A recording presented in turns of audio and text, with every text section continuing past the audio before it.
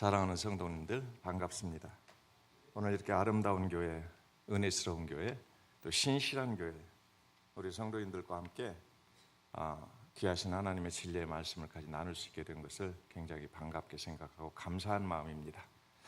제가 성경을 하나 더 읽어드리겠습니다. 잠언 23장 29절에서 35절까지 말씀입니다. 오늘 에베소서 5장 18절 말씀을 중심해서 이 말씀으로 잠언 23장을 잠깐 여러분들과 나누기로 할 것입니다. 잠언 23장 29절에서 35절까지 말씀 교독을 한번 할까요? 혹시 성경 찾으셨습니까? 제가 읽겠습니다. 재앙이 네게 있느뇨? 근심이 네게 있느뇨? 분쟁이 네게 있느뇨? 원망이 네게 있느뇨? 까닭 없는 창상이 네게 있느뇨? 붉은 눈이 네게 있느뇨?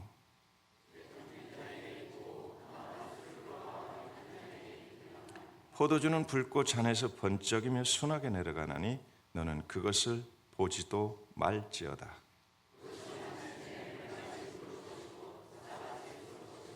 또 내 눈에는 괴이한 것이 보일 것이요 내 마음은 망령된 것을 바랄 것이며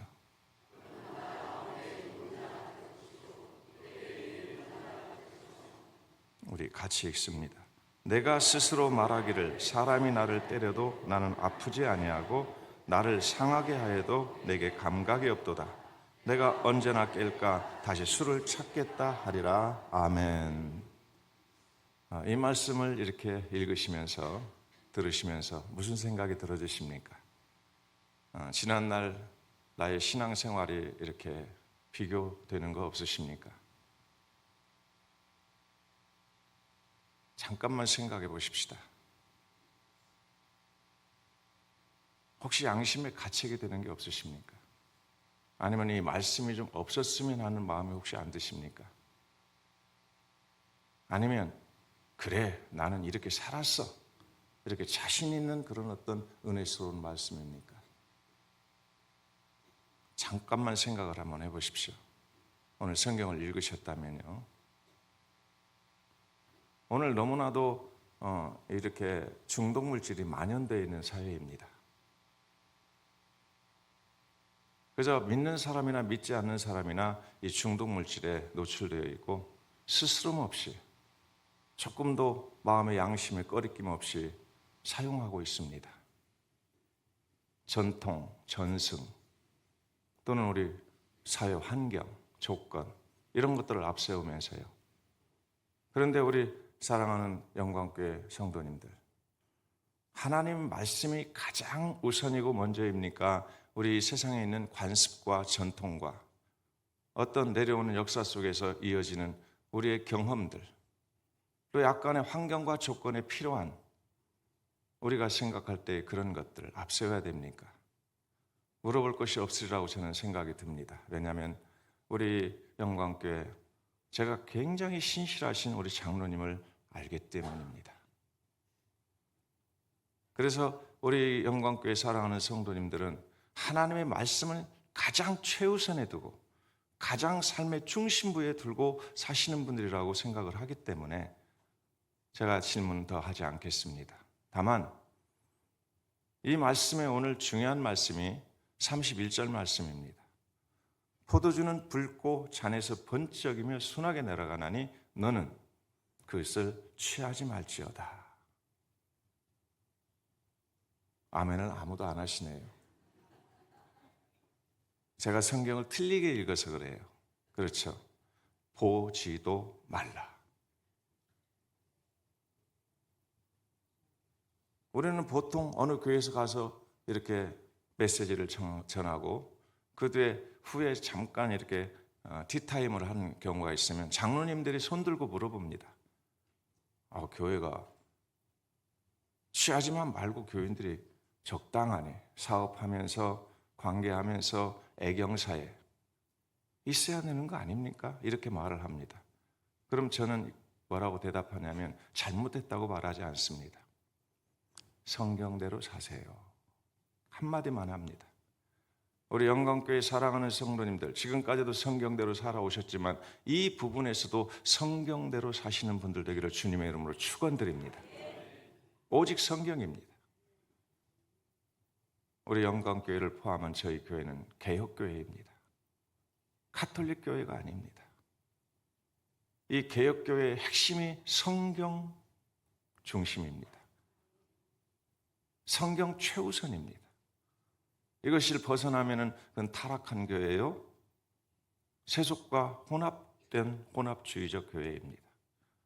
무엇이든지 사회, 경제, 문화, 정치, 예술 또는 교육, 비즈니스까지도요. 오직 성경이 중심이 돼서 기준이 되고 성경대로만 우리는 살아가는 것이 개혁교회의 정신이요 핵심입니다. 그래서 오늘 이 성경에 포도주는 불꽃 안에서 번쩍이며 순하게 내려가나니 너희는 그것을 보지도 말라 이렇게 말씀하실 때 우리가 두 가지를 생각해 봐야 됩니다. 혹시라도 보지도 말라는 이 말씀을 어기면 어떻게 될까? 하나님의 나라 유업을 받을 수가 없습니다. 그게 중요한 원리입니다. 오늘 이 잠언에는 그 말씀이 들어있지 않습니다. 그런데 두 번째, 그걸 어기는 날에는 너희들에게 재앙이 있을 것이다. 분쟁이 있을 것이다. 원망이 있을 것이다. 근심이 있을 것이다. 창상이 있을 것이다. 붉은 눈, 미침이 있을 것이다 라고 정확하게 성경 29절에 기록해 놨습니다. 그것이 임하게 됩니다. 그래서 오늘날 이걸 알지 못하고 중독된 많은 가정들이 이 잠언 23장 29절에 있는 이 말씀 이대로 이런 상태 속에서 살아가고 있습니다. 그래서 그들을 구원해내야 됩니다. 저들은 모르고 이렇게 재앙 가운데 빠지고 분쟁 가운데 빠지고 근심 가운데 빠지고 원망 가운데 빠지고 창상이 항상 그들을 뒤따라서 괴롭히고 미침에 붉은 눈이 있어서 정신없이 살아갑니다. 그들은 모르고 그랬습니다. 들어본 적이 없습니다. 그러나 우리 기독교인들은 교회만 나오면 이 말씀을 듣습니다. 그래서 우리 예수교 장로교 합동 측 총회 헌법에는 술을 마시고 담배를 피우는 사람들은 재직으로 세우지도 않습니다. 혹시라도 재직으로 세웠다가 그것이 발각되는 날에는 바로 치리에 들어갑니다. 이게 우리 교단입니다. 그런데 오늘날은 장로님이 술을 마셔도 집사들이 담배를 피워도 치리하지 않습니다. 그만큼 사랑이 더 풍부해져서 그런가요?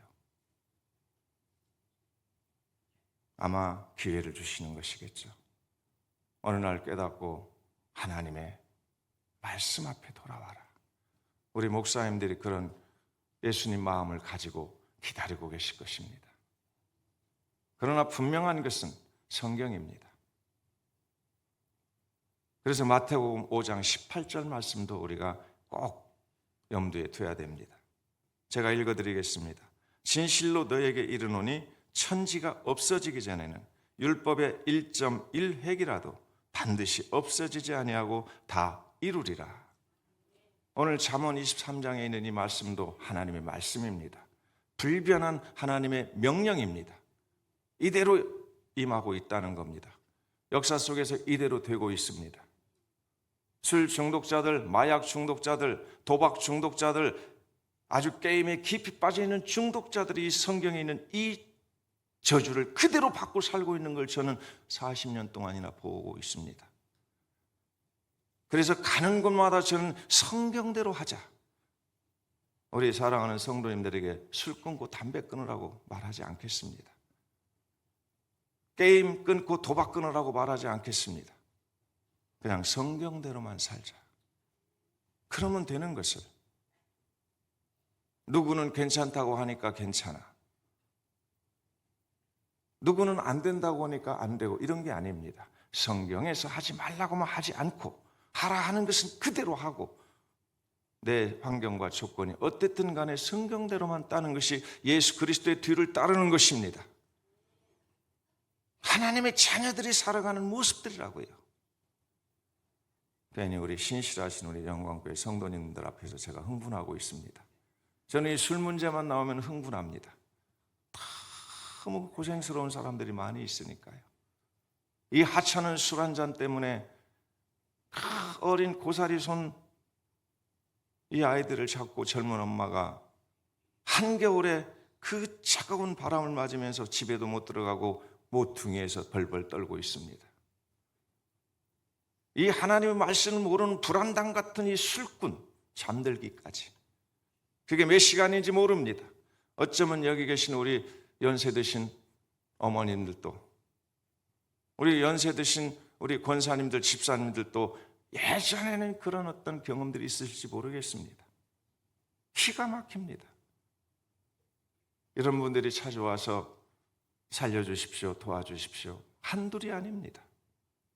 너무 많습니다. 어떤 때는 어떤 어머니께서 찾아오셨습니다. 수율이 어느 쪽인데 교회 다니신대요. 그런데 멀리 어떻게 제가 목회하는 곳이 바로 구로동이니까 구로동까지 어떻게 오셨습니까? 저는 조금 젊었을 때입니다. 그때 호 할머니가 오셨어요. 도움 좀 받으려고 왔어요. 어쩐 일입니까? 우리 아들이 주태배기에 도박꾼에다 어떤 때는 이상한 알약 같은 것들 먹기도 하는데 마약입니다. 취하게만 했다면 어머니 머리를 잡고 벽에다 쿵쿵 찌우면서 이 늙은이들 때문에 내 인생이 이렇게 됐어. 그리고 원망하면서 자기를 쿵쿵 씻는데요. 머리에 멍이 다 들었대요. 그러면 옆에 파출소에 가시죠. 파출소 순경이 와서 그냥 간대요.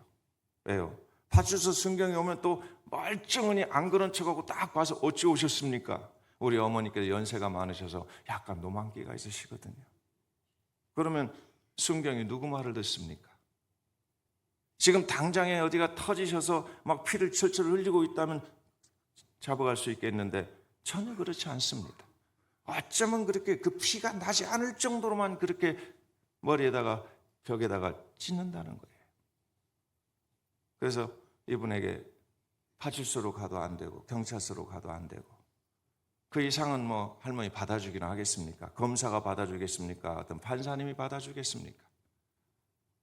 그래서 생각하다 여기저기 수소문하다가 목사님이 이런 일 하신다고 그래서 왔습니다. 여러분, 그런 어머니들이 많이 계십니다. 저는 그런데 그렇게 불안당 같은 그런 사람들 왜 그럴까요? 무지 때문에 그렇습니다. 몰라서 그런다는 거예요. 그래서 어떻게 하든지 그들에게 술이 어떤 물질이고 마약이 어떤 물질이라는 것을 정확하게 인지시켜주고 지금 네 위치가 어떤 위치라는 것을 정확히 그 포지션을 알게 해줍니다. 두루뭉실하게 하지 않습니다. 어떤 경우는 너는 지금 개보다 못한 인간으로 지금 있다. 네 위치가. 자기는요 옛날에 무슨 학교 교사도 했대요. 그 교사했던 것이 지금까지 계속 그걸 갖고 있어요. 옛날에 했던 거를. 근데 그때는 교사를 했지만 지금 개보다 못해. 정확히 짚어줍니다. 하지만 개보다 못하지만 여기서부터 시작하자. 우리 하나님은 창조주 하나님이시고 하나님은 죽은 자도 살리시는 하나님이시야. 네가 얘만 하고 따라와. 내가 너에게 길을 가르쳐 줄 테니까. 그러면 네가 앞으로 예전에 선생님 했을 때보다 더 존경을 받고 더 중요한 일을 할 수 있는 그런 사람이 될 수 있다. 가르쳤습니다. 그렇게 말했더니 싫어하는 사람은 없더라고요. 앞으로 잘 된다고 말했더니. 그래서 따라온 사람들은 부산에서 또는 청도에서 저 전라도에서 강원도에서 저희 교회 옆으로 아예 이사를 옵니다. 와서 이 사람들이 장로가 되고 목사가 되고 지금 CEO들이 되어 있고 어떤 사람은 박사가 돼서 교수를 하고 있습니다. 우리 기독교 방식으로만 이 문제를 해결할 수 있습니다. 제가 옛날 고전부터 조금은 이렇게 이쪽 분야를 연구해 봤습니다. 술에 대해서, 알코올 중독에 대해서, 마약에 대해서 정확한 문헌들을 기록해 놓은 것이 물론 이집트 약 3,000년 전부터 그런 물질들이 기록되어 있기는 하지만 현대에 이렇게 문제가 있다는 것을 확실히 인지시켜 주는 것은 기껏해봐야 100년여간밖에 안 됩니다.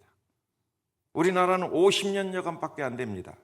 예전에는 알코올 중독자를 절대 중독자라고 말하지 않았습니다. 죽태배기, 주정뱅이, 술꾼, 이 사람들이 중증 중독자에서 자기가 파멸되고 가정을 파괴시키고 사회를 혼란스럽게 하는데도 중독자는 말하지 않았어요. 근데 50여 년 전에 선진국의 연구를 통해서 이것은 확실한 중독이다, 이걸 우리나라도 받아들이고 이제는 중독으로, 술꾼들이 중독자고 마약 중독자고 도박 중독자고,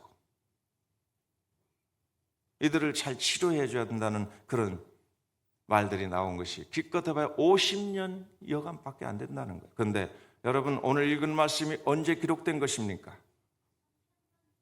할렐루야, 3,000년 전입니다. 저는 우리 영광교회는 알 줄 알았습니다. 대표로 대답하셨지만 우리 성도님들, 저기 연세가 많으신 분들, 권사님들까지 정확히 알고 계실 것입니다. 어느 교회 가니까 몰라요. 이 성경책이 언제부터 기록되어 있는지를 모르시더라고요. 3,000년 전입니다. 물론 창세기부터는 3,500년 전이지만요, 이 성경이 기록되기 3,000년 전인데, 여러분 29절에서 35절까지 읽은 이 말씀들이 현대의 최고의 의학 박사들도 이렇게 진단 못합니다. 성경에는 시작부터 진행 그리고 결과까지 정확하게 이렇게 기록해 놨습니다. 뭐에 대해서? 지구상에 있는 모든 마약에 대해서. 우리는 마약 중독자 그러면 굉장히 무섭게 생각하시죠. 그런데 술 중독자 그러면 그냥 친구로 삼아도 되겠다 하면 그런 의식들이 팽배해 있습니다. 그런데 제가 금방 술이라고 하지 않았습니다. 마약 중독이라고 말했습니다. 마약 중독은, 이런 거는 전문적으로 좀 배우셔야 되겠지만은 중추신경 흥분제, 중추신경 억제제 이렇게 나눕니다. 그리고 환각제라는 게 있습니다. 환상, 환청, 환우, 아무것도 없는데 헛것이 보이는 걸 말합니다. 이런 것들이 중독물질의 폐해인데, 오늘 이 와인, 정확하게 영어로 번역하면 와인입니다.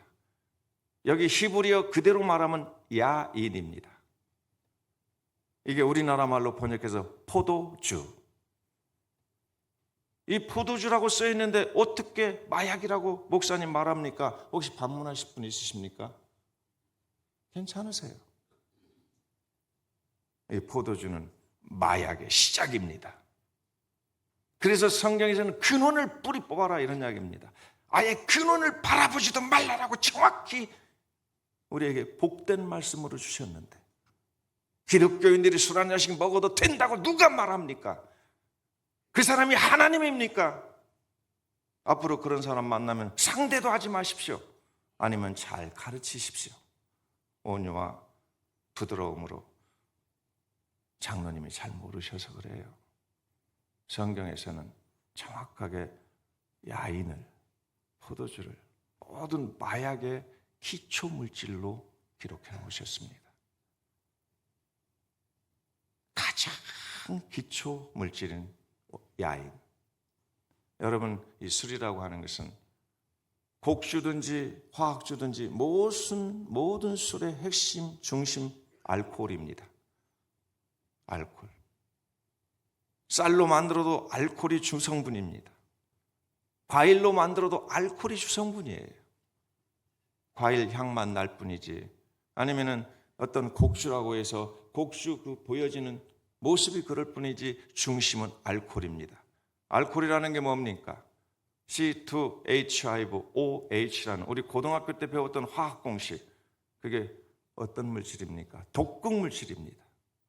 그 물질이 만들어지는 거예요. 그리고 모든 이 중독되게 하는 마약 물질들이 바로 그런 것들을 기초해서 전체가 다 확산되고 있는 거예요. 그래서 우리 하나님께서는 가장 손쉽게 생각할 수 있는, 이번에 선교대회 필리핀에 잠깐 다녀오면서 유럽에서 그리스에서 오신 선교사님이 한 분 계셨어요. 그분이 내가 누군지 모르고 내 앞에서 우리들은요 와인 한 잔씩 마시는 거 식사하면서 그냥 그게 아주 교제래요. 없으면 안 된대요. 제가 전문가라는 걸 알았으면 그 선교사님 제 앞에서 그 말을 안 할 텐데 아직 몰랐을 때 제가 강의하기 전이니까 강의하고 나서야 그분이 깨닫고 저희 그리스도에도 한번 오셨으면 안 좋겠습니까? 라는 뉘앙스로 부탁하시더라고요. 모르셔서 그런다는 거죠. 오늘 우리 영광교회 사랑하는 성도 여러분, 악은 모든 모양이라도 버려라. 더러운 것은 그 이름이라도 부르지 말라고 하는 이 말씀들 생각하시면서 이 세상에 우리나라 630만이 되는 중독자를 양산해낸 이 와인 시작 우리는 보지도 맙시다. 장례식 때 쓰지 마세요. 결혼식 때 쓰지 마세요. 아버지 생신잔치 한다고 고급 술 선물하지 마세요. 그렇지 않습니까? 제가 제 경험을 말하는 게 아닙니다. 성경입니다. 그래서 성경을 들으시든지 아니면 그냥 지금까지 내려오신 전통과 전승으로 사시든지 그것은 선택입니다. 각자의 선택입니다. 그러나 그 뒤에 이런 일이 벌어지게 됩니다. 오늘 성경 말씀의 35절 말씀을 잠깐 해석을 하면 이런 겁니다. 누가 나를 때려도 나는 아프지 않을 것이다. 언제나 술이 깰까 다시 술을 찾겠다. 이 두 가지가 딱 나옵니다. 첫째는 마비 상태를 가져온다는 겁니다. 마취 상태가 되는 겁니다. 여러분 정신을 바짝 차리고 지금 이 종말의 때에 우리가 말씀을 순종하며 살아도 다 못 사는 시대인데 이런 한 잔 먹고 이상심리를 경험하고 몽롱해가지고 멍청이처럼 바보처럼 살았어야 쓰겠습니까? 그래서 보지도 말아야 됩니다. 두 번째는 언제나 깰까 다시 술을 찾겠다 하리라. 에딕션, 노예 상태가 된다고 정확히 말합니다. 중독입니다. 세상에 어떻게 3000년 전에 이 포도주 야인 한 잔이 이렇게 마비를 시키고 어떻게 중독을 시키는가? 이거를 발견해내고 이걸 하나님께서 기록하라신 하나님이 아니셨으면 이 기록이 안 됐을 겁니다. 그래서 성경 말씀입니다. 사람은 절대로 이렇게 진단할 수가 없었어요. 그 시대에. 하나님께서 기록해라 하니까 성령의 감동하심을 받아서 그대로 기록한 것이 이 말씀입니다. 앞으로 오고 오는 무한한 시대에 너희들은 절대로 여기에 빠지지 마라. 하나님의 백성들을 사랑하셔서 주신 말씀인 줄로 믿습니다.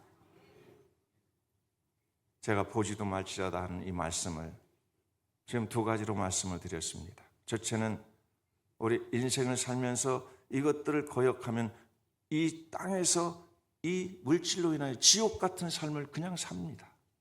지옥을 맛보고 살다가 지옥으로 떨어질 수 있다는 겁니다.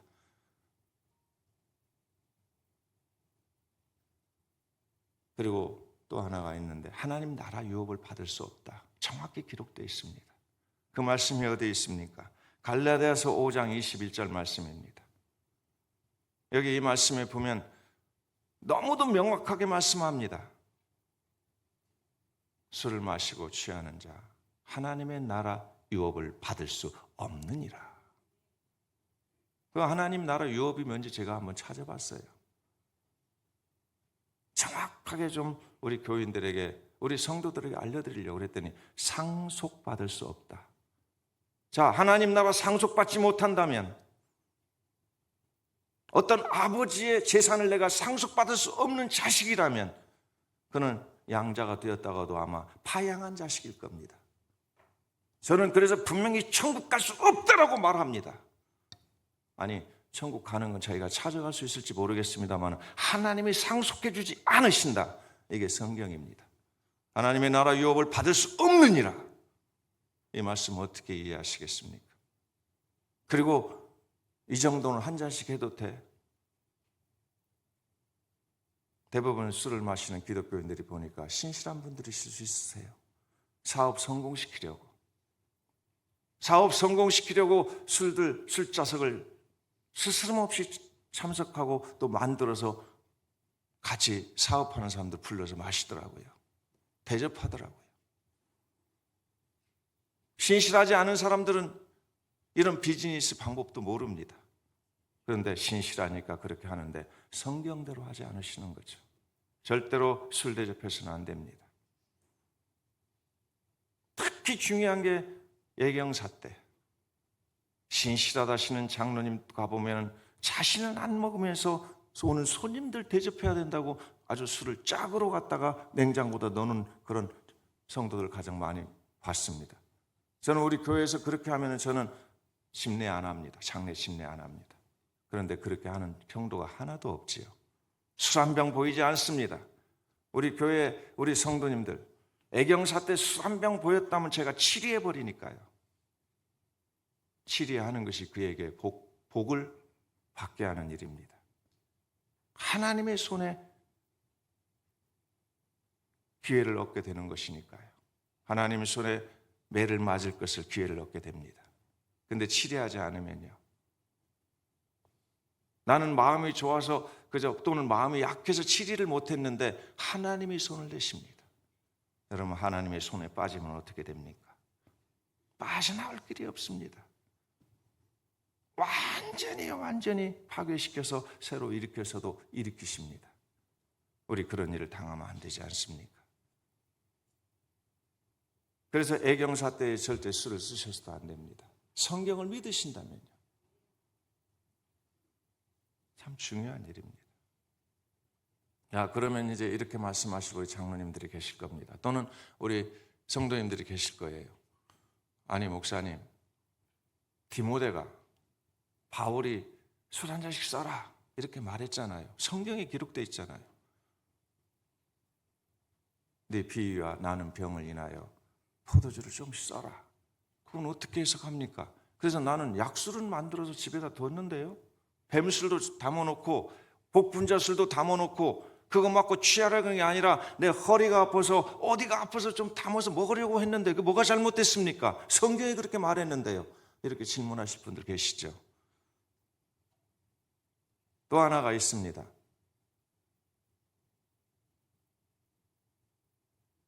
성찬식 때 포도주 쓰는데 그건 포도주인데 틀림없이 포도주인데 그건 어떻게 합니까? 예수님께서 기념하라고 하신 그 포도주를 그걸 완전히 버리라고 하시면 어떻게 됩니까? 그러면 그때 포도주도 마시지 말아야 하지 않습니까? 같은 포도주입니다. 그 질문하고 싶은 분이 있으시죠?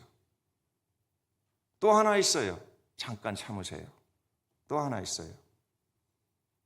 요한복음 2장 가나 혼인잔치에서 예수님이 포도주를 만들어서 우리 어린아이들에게 혹시 이 교회도 우리 주일학교 선생님들 그거 가르치고 있나요? 물이 변하여 포도주 됐네. 절대로 가르치지 마시고 중독자 만들어냅니다. 누가 그거를 했는지 저는 사단이 만들었다고 봅니다. 그 어린이 찬송을. 물이 변하여 포도주 됐네. 그러니까 예수님이 만드신 포도주니까 우리가 아주 기념하면서 마셔도 되고 좋아할 수 있지 않느냐. 우리 선생님들 뭐라고 대답하겠습니까? 어린아이들이 이렇게 혹시라도 질문하면 이 세 가지 질문입니다. 어때요? 우리 성도님들 질문하시고 싶은 분 있으신가요? 제가 대답 드릴게요. 그런데 지금 이 대답을 하기에는 너무 시간이 없습니다. 언제든지 그 대답을 듣고 싶은 분이 있으시다면 연락 주십시오. 자세하게 메일이든 아니면 직접 1대1로 뵙고 제가 설명을 드리든 정확히 말씀을 드리겠습니다. 오해의 성부입니다. 우리 한국식으로 생각해서 이해한 성경입니다. 오늘 본문으로 다시 돌아가십시다. 분명하게 35절 말씀에 이렇게 마비가 되고 중독이 되는 물질이기 때문에 원천 차단을 하나님이 하신 겁니다. 그런데 이보다 한 단계 더 나아갑니다. 어떤 말씀이냐면 34절, 33절, 34절 말씀입니다. 내 눈에는 괴이한 것이 보일 것이요 내 마음은 망령된 것을 말할 것이며 이때 이 괴이한 것이 보일 것이라는 것이 음란한 것이 보일 거라는 그런 원어의 의미입니다. 뭐 괴상한 괴물이 보일 것이다가 아닙니다. 술을 마시기만 하면 음란한 것이 보일 것이다. 그리고 망령된 것을 바랄 것이다라는, 역시 망령된 말을 한다는 겁니다. 신앙적으로 우리 인간 관계성 속에서도 윤리 도덕적으로 맞지 않는 망령된 그런 어떤 생각을 하고 망령된 말을 하는 원인이 바로 이 포도주 한 잔으로 시작한다. 이 부분들을 성경에서는 명확하게 기록해 놓으셨습니다. 그대의 돛대 위에 누운 자 같을 것이다. 바닷 가운데 누운 자 같을 것이다. 무슨 뜻입니까? 바닷 가운데 누웠고 저 돛대 위에 사람이 누울 장소가 있는 곳이 아니지요. 허상과 망상에 사로잡혀 그런 상황 속에서, 이게 중독자들의 특징이기도 합니다. 그래서 중독이 됐다 그러면 정신과 의사가 그들을 치료한다고 데려가고 있습니다. 근데 우리 정신과 의사 선생님, 여기도 계실 줄 제가 혹시라도 계실 수 있습니다만은 정말 알고 그 부분을 고친다고 데려가십니까? 그랬으면 좋겠습니다만은, 제가 지금까지 40년 동안 봐온 우리 원장님들, 정신과 도립병원, 지금도 제가 관련하고 있습니다만은 어느 지역의 도립병원 원장님들, 큰 병원의 원장님들도 딱 그렇게 말합니다. 우리가 어떻게 뭘 그렇게 할 수 있나요? 최선을 다하는 것뿐입니다. 물론 의사 선생님들은 항상 그렇게 말씀하시더라고요. 무슨 병이든지 최선을 다할 뿐입니다. 가장 신실한 말씀이기는 합니다만은, 저는 우리 성경적으로 보면 확실하게 말씀드릴 수 있습니다. 순종만 하면 100% 치료되는 병이다. 우리 기독교에서는 순종과 거역은 자신의 선택의 문제지만, 순종만 하면, 말씀에 순종만 하면 100% 치료되는 병이다. 그런데 일반 선생님들은 그런 것들을 알 수가 없으니 최선을 다할 뿐입니다. 대신에 언제 우리 성도님들에게 제가 정보를 드릴 시간이 없으니까 이건 말씀드릴게요. 지금 현대의학으로, 현대 어떤 약물학으로 중독을 치료하는 약은 1도 나오지 않았다는 걸 여러분 아시기를 바랍니다. 다 임상실험입니다. 확고하게 이 약이 어떤 중독을 치료한다는 약이 없습니다. 규정되지 않았습니다. 조금 좋아진다. 그런데 조금 좋아지는데 이쪽에서는 더 나빠진다면 안 써야 되는 거 아닙니까? 이런 정도만 이해하셨으면 좋겠습니다. 그런데 우리 교회는요, 조금 좋아지는 것이 아니라 복음을 통해서 완벽하게 치료가 됩니다. 그래서 완치라고 말을 하는 거 우리 기독교밖에 없습니다. 그런 우리 교회가 이런 일을 해야 하지 않겠습니까? 우리나라 630만을 누가 그들을 구원해낼 것입니까? 아무도 할 사람이 없습니다. 우리 교회에서만 할 수 있습니다.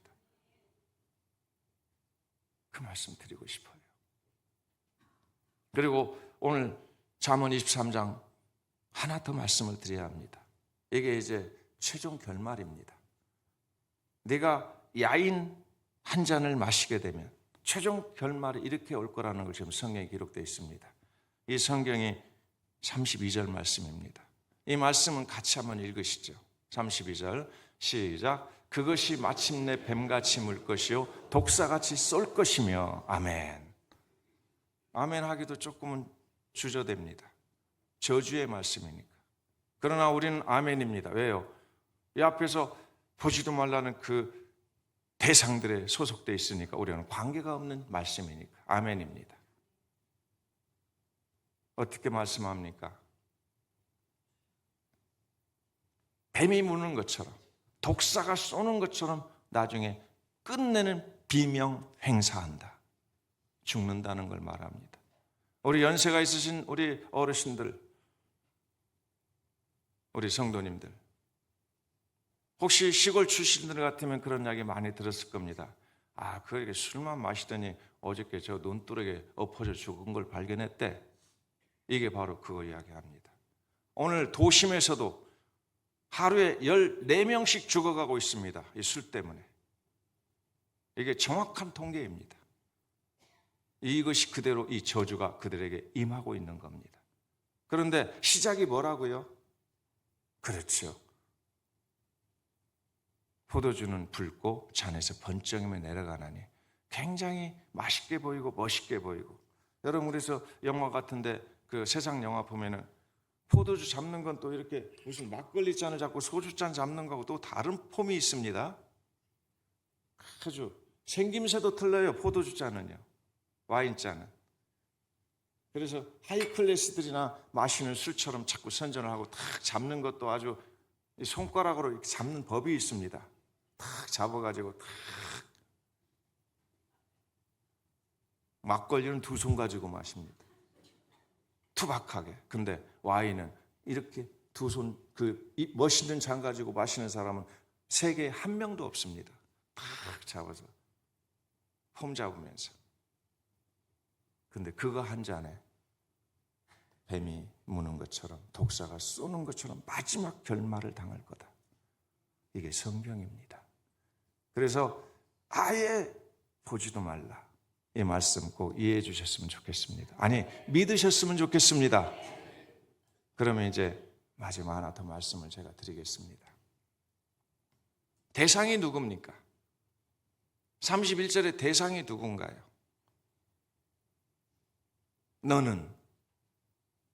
너가 대상입니다. 너는. 이때 하나님께서 이걸 기록하라 하면서 너는 그러면 세상 모든 사람을 포함입니까? 아닙니다. 너는. 그럼 이 너가 누구입니까?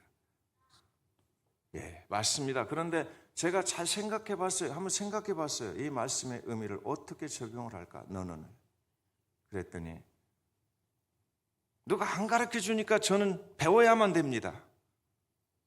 그래서 제가 성경을 펼치고 또 묵상하면서 배우고 또 배우고 기도하면서 또 하나님 지혜를 주십시오. 배우고. 그랬더니 야, 이렇게 쉬운 것을 뭐 그렇게 어렵게 생각하냐 이렇게 말씀하다. 이 글을 읽는 너, 이 성경을 읽는 너, 읽지 않는 사람은 해당 사항 책임 없습니다. 그래서 세상 사람들이 폭탄주를 마시든 아니면 고량주를 마시든 럼주를 마시든 아니면 위스키를 마시든 괜찮아, 상관없어요. 너입니다. 너는 누굽니까? 성경에 읽는 너! 우리 기독교인들, 하나님의 백성들을 말합니다. 그러면서 이 성경을 읽고 하나님이 기록하게 하신 것을 믿는 너! 성경을 믿는 너입니다. 오늘 여기에 해당 사항 안 되시는 분 한 분이라도 계십니까? 없으시죠? 아멘. 나입니다. 정답을 먼저 말씀해 주셔서 고마워요. 나입니다. 나. 다른 사람 누구 내버려 두세요. 나예요. 그래서 저는 우리 교회에서 성도들을 가르치면서 그렇게 말합니다. 나나 잘하자. 그 구호가 우리 교회의 구호입니다. 나 잘하자. 내 눈 속에 있는 들보는 빼지 않고 형제에 있는 티는 네가 빼려고 애를 쓰느냐. 나나 잘하자. 나부터 먼저 들보를 빼. 우리 교회가 먼저 정화가 돼야 됩니다. 우리 교회가 먼저 거룩해져야 됩니다. 우리 교회가 먼저 온전해지고 성결해져야 됩니다. 그리고 세상을 향해서 외쳐야 됩니다. 우리 교회처럼 살아라. 그렇지 않습니까? 그래서 이 중독과 관련해서 저는 항상 연구하는 사람이지만 이걸 적용시켜서 만들어낸 게 전인화라는 프로그램입니다. 하나님이 거룩하시니 너희도 거룩해라. 하나님이 온전하시니 너희도 온전할지어다. 이 초점을 맞춰서 우리 성도들이 살아가야 하는데 이 마지막 21세기 현대사회의 종말의 때에 가장 사탄이 무서운 무기로 삼는 게 이 중독 매개입니다. 저는 그걸 깨달았습니다. 사단들이 가장 교묘하게 우리 성도들에게 파고들고 그래서 망하게 하는 무기가 뭐냐 그랬더니 중독매개더라고요. 술 한 잔, 담배 한 대, 향정신약물 하나. 여기 우리 영광교회 사랑하는 성도 여러분, 살 빼느냐고 혹시 드시지 않습니까? 잠이 안 온다고 수면제 사다가 드시는 분 없으십니까? 세련된 교인들이라고, 현대인이라고.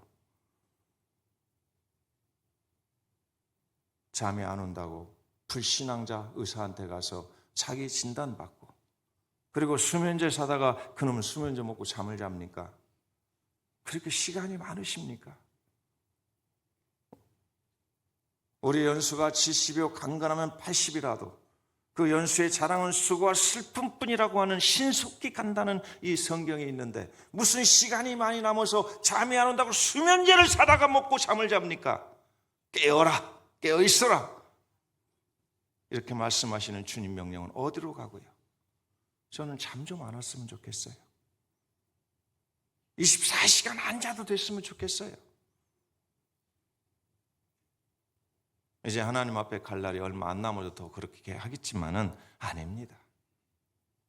하나님의 복음, 하나님의 진리를 선포하고 정말로 제대로 깨닫게 하면서 살게 하고 이렇게 하는 것들을 하기에도 바쁜 세상에 어떻게 나 잠 좀 왔으면 좋겠다라고 하면서 수면제를 사다 먹습니까? 수면제가 중추신경 억제제입니다.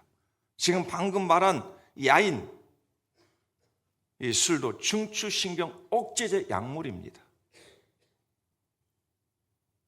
전통적으로 우리나라는 술 문화라서 어렸을 때부터 부모가 술을 먹고 할아버지가 술을 먹고 하는 그거를 보고 자라고 배웁니다.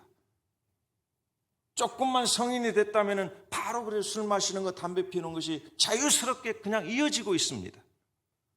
성경은 그렇게 말하지 않습니다. 보지도 말라. 그랬으면 아마 우리 기성세대들이 술을 마시지 않고 담배 피우지 않고 그리고 이런 향정신 약물들 다 하지 않고 살아왔다면 우리 자녀들이 그걸 배울 리가 없습니다. 우리는 회개해야 됩니다. 우리 기성세대들이 회개해야 됩니다. 제가 수면제를 이야기한 건 그겁니다. 중독자들이 꼭 잠 안 온다고 술 마시거든요.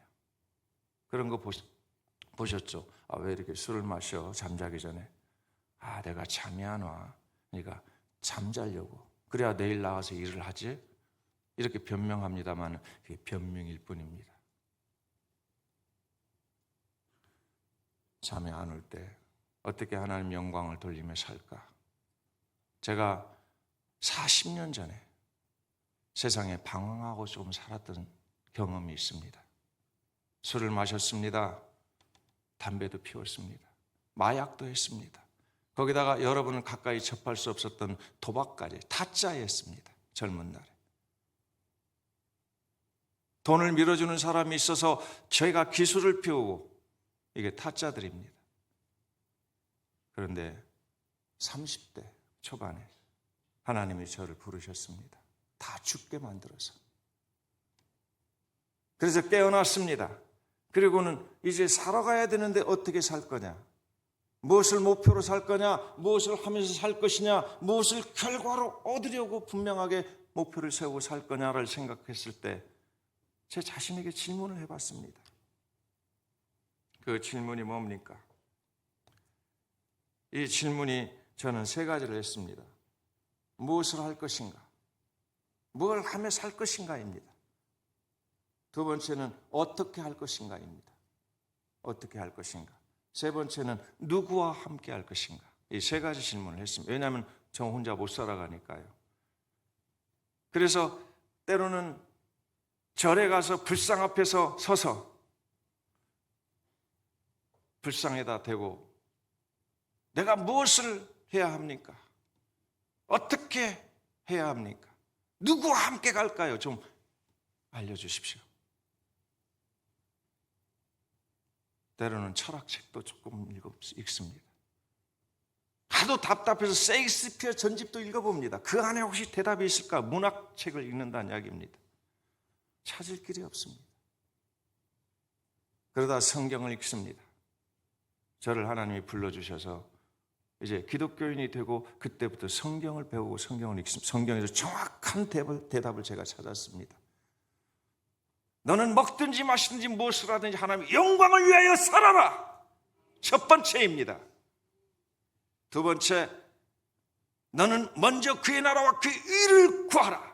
그리하면 이 모든 걸 너에게 더하시리라는 말씀입니다. 마태복음 6장 33절입니다. 세 번째, 누구와 함께 할 것인가? 배운 것도 많지 않고 가진 것도 많지 않고 금수저 집안도 아닌데, 그래서도 그렇겠지만은 아닙니다. 성경에서 저는 누구와 함께 할 것인가를 남은 생애를 정확히 설정했습니다. 마태복음 25장 40절입니다. 작은 소자에게 한 것이고 내게 한 것이니라. 저는 그래서 하나님께 신실한 예배를 드리는 것이, 작은 소자들을 돌보는 것이 최고의 하나님이 받으신 예배라는 걸 그때 깨달았습니다. 이 세상에서는 아무도 그걸 예배라고 말하지 않습니다. 기껏 조금 좋게 말해준다고 해도 사회복지하시네 그렇게 말을 들었습니다. 아닙니다. 저는 사회복지하는 게 아니었습니다.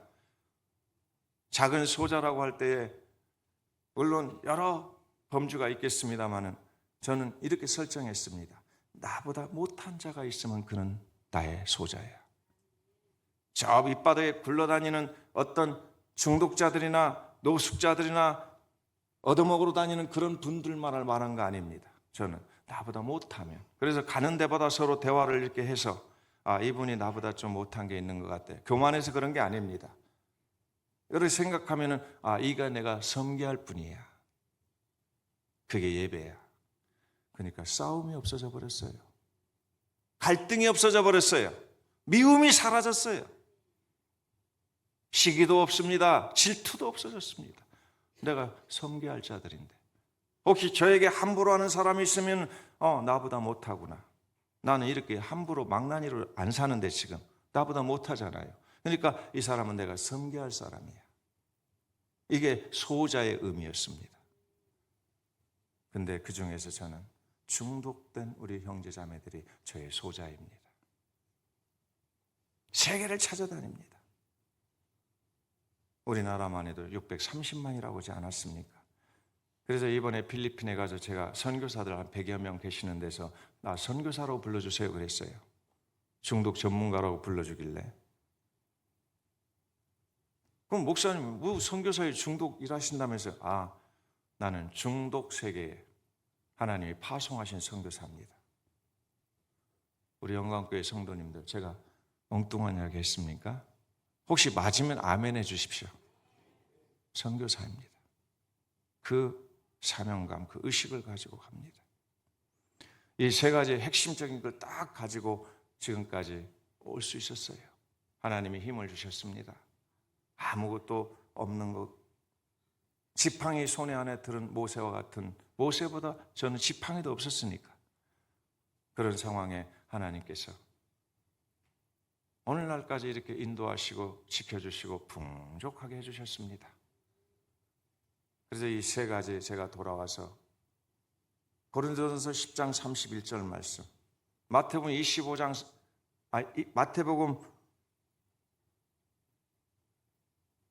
6장 33절 말씀, 마태복음 25장 40절 말씀, 이 세 말씀이 저의 뼈대입니다. 신앙의 뼈대입니다.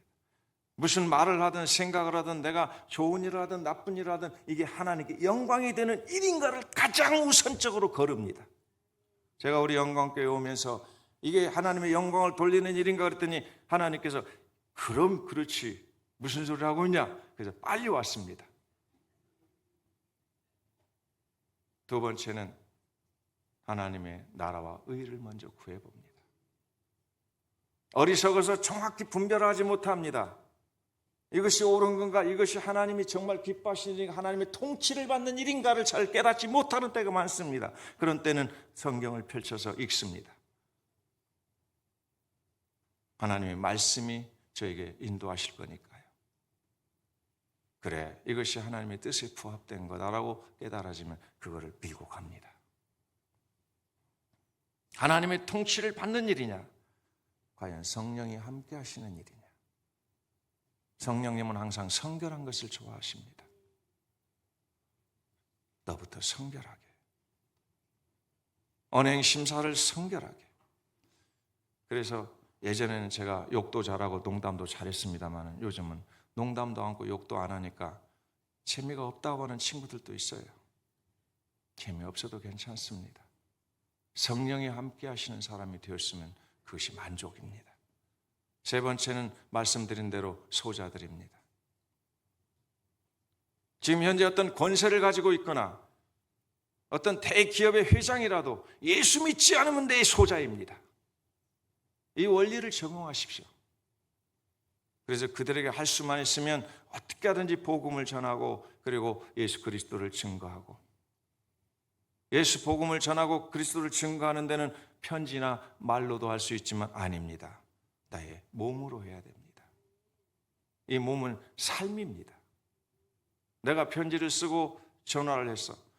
그래서 이런 일을 이렇게 하는데 예수 믿으세요. 그분이 저를, 예를 들어서 우리를 조사했을 때 이 사람이 진짜 그렇게 살고 있네. 이 말을 들어야 그게 교회요, 그게 성도요, 그게 우리 기독교입니다. 그래서 예배는 산제사로 드려야 됩니다. 뭔가 조직되고 뭔가 체계화 있는 예배도 필요합니다. 그러나 그 예배를 드리는 이유는 우리의 몸으로 산제사 예배를 드리기 위해서 그 예배를 드리는 겁니다. 우리 오늘 이 모임입니다.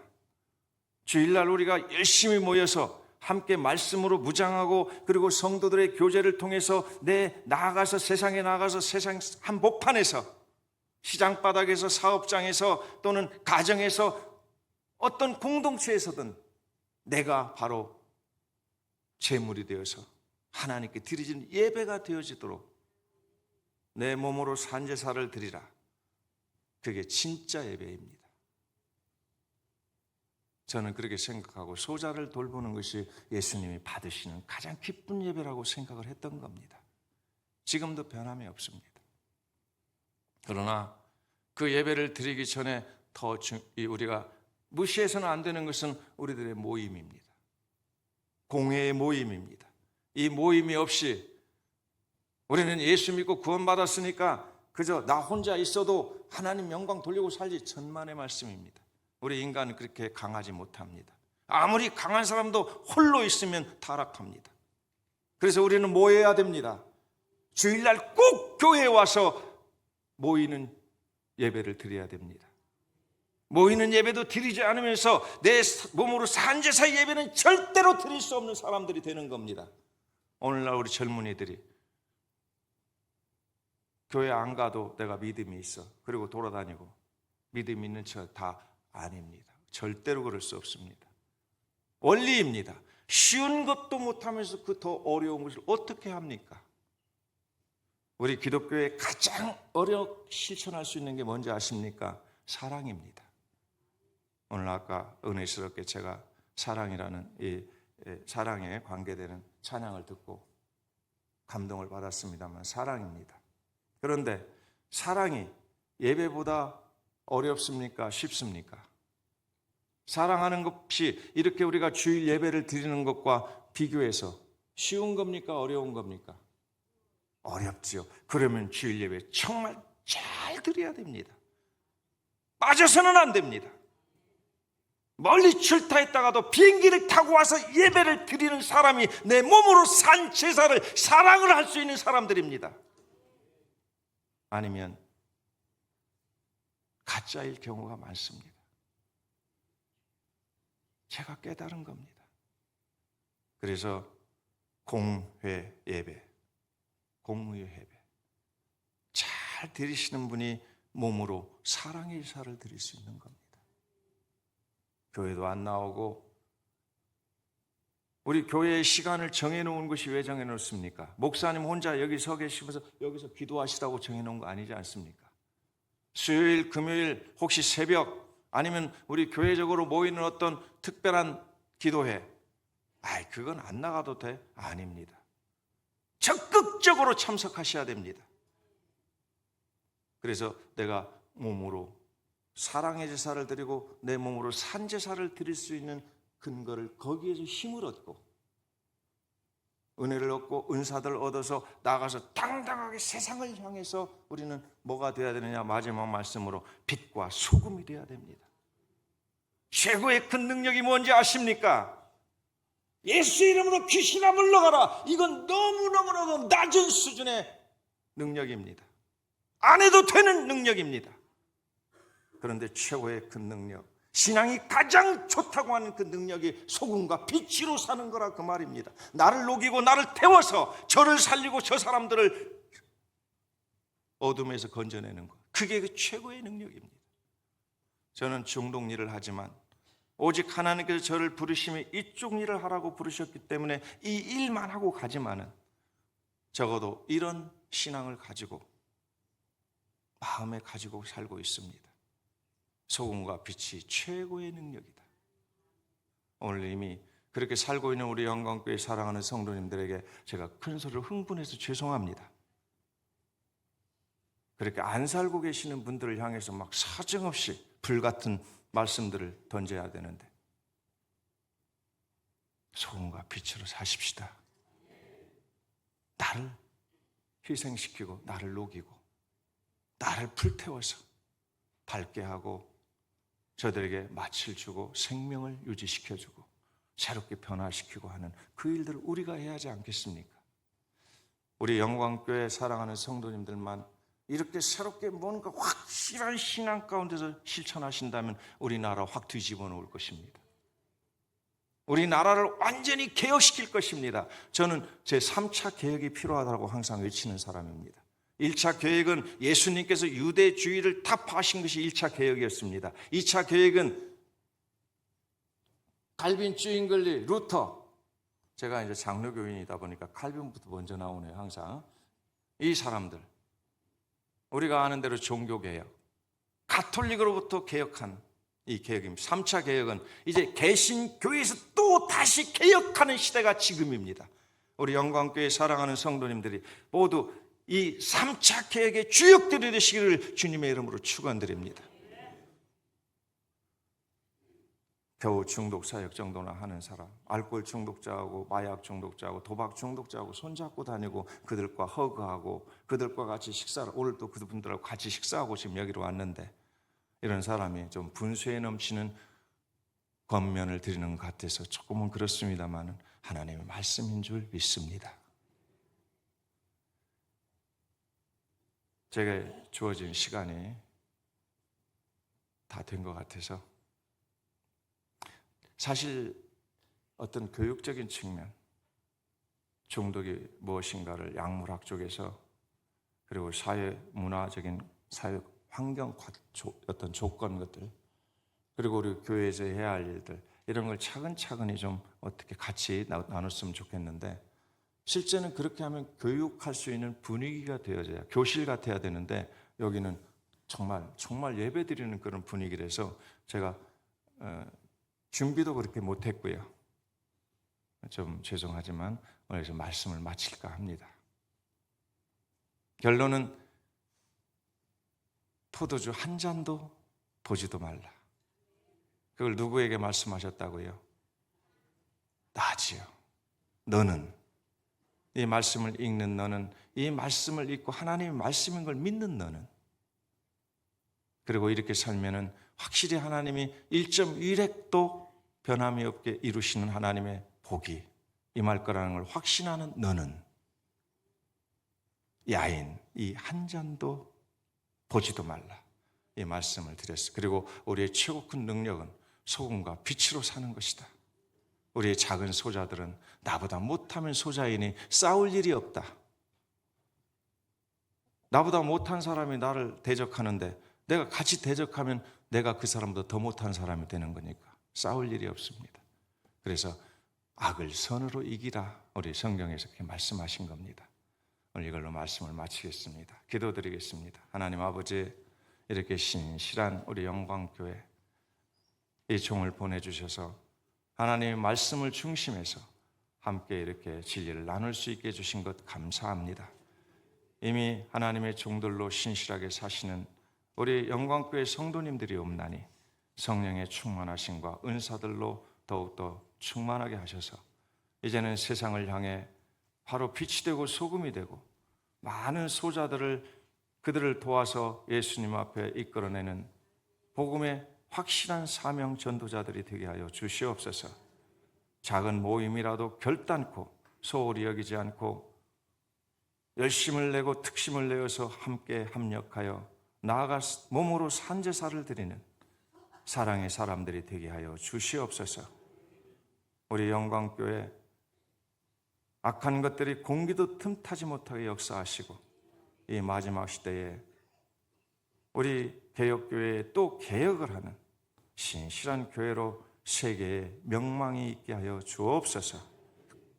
감사하고 예수님 이름으로 기도드리옵나이다. 아멘. 감사합니다.